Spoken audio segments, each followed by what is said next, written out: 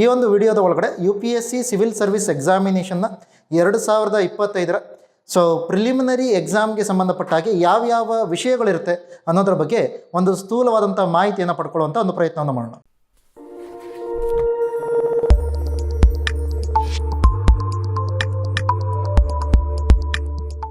ಅಕ್ಕ IAS academy Mysuru ನಮ್ಮ ಇನ್ಸ್ಟಿಟ್ಯೂಟ್ನ ಈ ಒಂದು ವೇದಿಕೆಗೆ ತಮಗೆಲ್ಲರಿಗೂ ಹಾರ್ದಿಕವಾದಂಥ ಸ್ವಾಗತ. ನಾರ್ಮಲ್ ಆಗಿ UPSC ಸಿವಿಲ್ ಸರ್ವಿಸ್ ಎಕ್ಸಾಮಿನೇಷನ್ನ ಪ್ರಿಲಿಮಿನರಿ ಎಕ್ಸಾಮಿನೇಷನ್ನ ಒಳಗಡೆ 2 ಪೇಪರ್ಗಳಿರ್ತವೆ. ಪೇಪರ್ 1ನ ಒಳಗಡೆ ನಿಮಗೇನಿದೆ ಅದನ್ನು ಜನರಲ್ ಸ್ಟಡೀಸ್ ಪೇಪರ್ ಅಂತ ಕೂಡ ಕರಿತೀವಿ. ಪೇಪರ್ 2 ಏನಿದೆ ಅದನ್ನು CSAT ಪೇಪರ್ ಅಂತ ಕರಿತೀವಿ.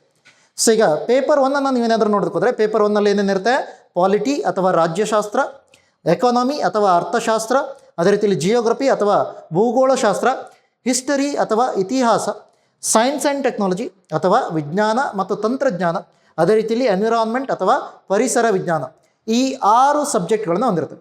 ಸೊ ಇವು 6 ಸಬ್ಜೆಕ್ಟ್ಸ್ಗಳು ಸ್ಟ್ಯಾಟಿಕ್ ಸಬ್ಜೆಕ್ಟ್ಗಳಾದರೆ, ಸೊ ಇನ್ನುಳಿದ ಹಾಗೆ ಈ ಎಲ್ಲ ಸಬ್ಜೆಕ್ಟ್ಗಳಿಗೆ ಸಂಬಂಧಪಟ್ಟ ಹಾಗೆ ಕರೆಂಟ್ ಅಫೇರ್ಸನ್ನು ಕೂಡ ನಮಗೆ ಇಲ್ಲಿ ಕೇಳಲಾಗುತ್ತೆ. ಪ್ರಚಲಿತ ಘಟನೆಗಳು. ಸೊ ಆ ಪ್ರಚಲಿತ ಘಟನೆಗಳನ್ನು ಹೇಳಿದಾಗ ಏನಾಗುತ್ತೆ, ಪ್ರಚಲಿತ ಘಟನೆಗಳು ಯಾವುದು ರಾಷ್ಟ್ರೀಯ ಮಟ್ಟದಲ್ಲಿ ಅಂತಾರಾಷ್ಟ್ರೀಯ ಮಟ್ಟದಲ್ಲಿ ಸುದ್ದಿಯಲ್ಲಿದೆಯೋ ಅದೆಲ್ಲದರ ಮೇಲೆ ಕೂಡ ಪ್ರಶ್ನೆಗಳನ್ನು ಕೇಳ್ಬೋದು. ಸೊ ಇದು ಪ್ರಚಲಿತ ಘಟನೆ. ನಾರ್ಮಲ್ ಆಗಿ ಇದರಲ್ಲಿ ಏನಿರುತ್ತೆ, ಪ್ರಚಲಿತ ಘಟನೆಗಳ ಮೇಲೆ 40% ಮಾರ್ಕ್ಸ್ ಬಂದರೆ, ಸೊ ಉಳಿದಂಥ 60% ಮಾರ್ಕ್ಸ್ ನಮಗೇನಾಗುತ್ತೆ, ಸೊ ಅದು ಸ್ಟ್ಯಾಟಿಕ್ ಪೋರ್ಷನ್ನ ಮೇಲೆ. ಸೊ ಆ 6 ಸಬ್ಜೆಕ್ಟ್ಗಳಿಂದಿಲ್ಲ, ಸೊ ಅವುಗಳಿಗೆ ಸಂಬಂಧಪಟ್ಟ ಹಾಗೆ ಹೆಚ್ಚಾಗಿ ಬರೋದನ್ನು ನೋಡ್ತೀವಿ. ಸೊ ಇನ್ನು ಪೇಪರ್ 2 ಅಂತ ಹೇಳಿದಾಗ ಪೇಪರ್ 2ನಲ್ಲಿ ಏನಿರುತ್ತೆ, CSAT ಇರುತ್ತೆ. ಸೊ ಅಂದರೆ ಯಾವುದು, ಮೆಂಟಲ್ ಎಬಿಲಿಟಿ ಅಥವಾ ಮಾನಸಿಕ ಸಾಮರ್ಥ್ಯ ಅಂತ ಕರಿತೀರ. ಮಾನಸಿಕ ಸಾಮರ್ಥ್ಯದ ಒಳಗಡೆ ಏನಿದೆ, ಸೊ ಅಗೇನ್ 2 ಸಬ್ಜೆಕ್ಟ್ಗಳನ್ನು ನೀವು ಇಲ್ಲಿ ಹೇಳ್ಬೋದು. ಒಂದನ್ನು ಕ್ವಾಂಟಿಟೇಟಿವ್ ಆ್ಯಪ್ಟಿಟ್ಯೂಡ್ ಅಂತ ಕರಿತೀರ, ಗಣಿತಕ್ಕೆ ಸಂಬಂಧಪಟ್ಟ ಹಾಗೆ. ಸೊ ಅದನ್ನು ನೋಡ್ತೀವಿ. ಸೊ ಅದೇ ರೀತಿಯಲ್ಲಿ ಇನ್ನೊಂದು ಲಾಜಿಕಲ್ ರೀಸನಿಂಗ್ ಅಂತ ಕರಿತೀವಿ ಅಥವಾ ಬೌದ್ಧಿಕ ಸಾಮರ್ಥ್ಯಕ್ಕೆ ಸಂಬಂಧಪಟ್ಟ ಹಾಗೆ ನೋಡ್ತೀವಿ.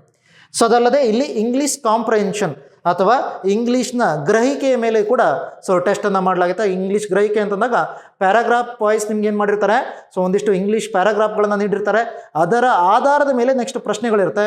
ಆ ಪ್ರಶ್ನೆಗಳಿಗೆ ಆ ಪ್ಯಾರಾಗ್ರಾಫನ್ನು ಓದಿಕೊಂಡು ಉತ್ತರ ಮಾಡಬೇಕು. ಸೊ ಈ ಥರದೆಲ್ಲ ಇರುತ್ತೆ. ಸೊ ಆದರೆ ಈ ಪೇಪರ್ 1 ಮತ್ತು ಪೇಪರ್ 2ನ ಒಳಗಡೆ ಪೇಪರ್ 2 ಏನಿದೆಯಲ್ಲ, ಸೊ ಇದು ಎಲಿಜಿಬಿಲಿಟಿಗೆ ಮಾತ್ರ. ಎಲಿಜಿಬಿಲಿಟಿ ಮಾತ್ರ ಅಂತಂದ್ರೆ ಏನು, ಸೊ ಇದರ ಒಳಗಡೆ 200ಕ್ಕೆ 67ಕ್ಕಿಂತ ಹೆಚ್ಚಿನ ಮಾರ್ಕ್ಸನ್ನು ತೆಗೆದ್ರೆ ಸೊ ನೀವು ಕ್ವಾಲಿಫೈ ಆಗ್ತೀರ. ಮೆರಿಟ್ಗೆ ಪೇಪರ್ 1ಅನ್ನು ಮಾತ್ರ ಕನ್ಸಿಡರ್ ಮಾಡುತ್ತೆ. ಸೊ ಅಥವಾ GS ಅನ್ನು ಮಾತ್ರ ಮೆರಿಟ್ಗಾಗಿ ಕನ್ಸಿಡರ್ ಮಾಡಲಾಗುತ್ತೆ. ಸೊ ಯಾರು ಕಟ್ ಆಫ್ಗಿಂತ ಹೆಚ್ಚಿನ ಮಾರ್ಕ್ಸನ್ನು ಮೆರಿಟ್ ಅಥವಾ ಈ ಒಂದು GS ಪೇಪರಲ್ಲಿ ಪಡ್ಕೋತಾರೋ, ಸೊ ಅವರೆಲ್ಲರೂ ಮುಖ್ಯ ಪರೀಕ್ಷೆಗೆ ಅರ್ಹತೆಯನ್ನು ಪಡಿತಾರೆ. ಸೊ ಈ ಒಂದು ವಿಷಯಕ್ಕೆ ಸಂಬಂಧಪಟ್ಟಾಗೆ ಅಥವಾ UPSC ಸಿವಿಲ್ ಸರ್ವಿಸ್ ಎಕ್ಸಾಮಿನೇಷನ್ಗೆ ತಯಾರಿ ನಡೆಸ್ತಾ ಇರುವಂಥವ್ರಿಗೆ ಸೊ ಒಂದು ಖುಷಿಯಾದಂಥ ಅಥವಾ ಸಂತಸದ ಸುದ್ದಿ ಏನಂದರೆ, ಸೊ ಅಕ್ಕ IAS ಅಕಾಡೆಮಿ ಮೈಸೂರು ಸೊ ಈ ವರ್ಷ ಅಥವಾ ಈ ಒಂದು ಸಂದರ್ಭದಲ್ಲಿ ನಿಮಗೆ ಹೊಸದಾದಂಥ ಬ್ಯಾಚನ್ನು ಲಾಂಚ್ ಮಾಡ್ತಾ ಇದೆ. ಸೊ ಈ ಹೊಸ ಬ್ಯಾಚ್ನಲ್ಲಿ ನೀವೇನು ಮಾಡ್ಬೋದು, ಇವೆಲ್ಲ ಸಬ್ಜೆಕ್ಟ್ಗಳಿಗೆ ಸಂಬಂಧಪಟ್ಟ ಹಾಗೆ ನುರಿತ ಉಪನ್ಯಾಸಕರಿಂದ ನೀವು ಪಾಠವನ್ನು ಕೇಳ್ಬೋದು. ಸೊ ನಿಮ್ಮದೇ ಈ ಒಂದು ಪರ್ಟಿಕ್ಯುಲರ್ ಆದಂಥ ಊರಿನಲ್ಲಿ ನಿಮಗೆ ಎಲ್ಲ ನುರಿತ ತಜ್ಞ ಉಪನ್ಯಾಸಕರನ್ನು ತಂದು ಸೊ ಅವರಿಂದ ಕನ್ನಡ ಮತ್ತು ಆಂಗ್ಲ 2 ಮಾಧ್ಯಮದಲ್ಲಿ ಈ ಒಂದು ಉಪನ್ಯಾಸಗಳನ್ನು ನಡೆಸಲಾಗುತ್ತೆ.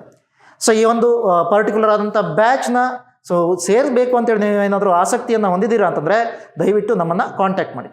ಧನ್ಯವಾದಗಳು. ಮತ್ತೆ ಸಿಗೋಣ ನೆಕ್ಸ್ಟ್ ವಿಡಿಯೋದಲ್ಲಿ.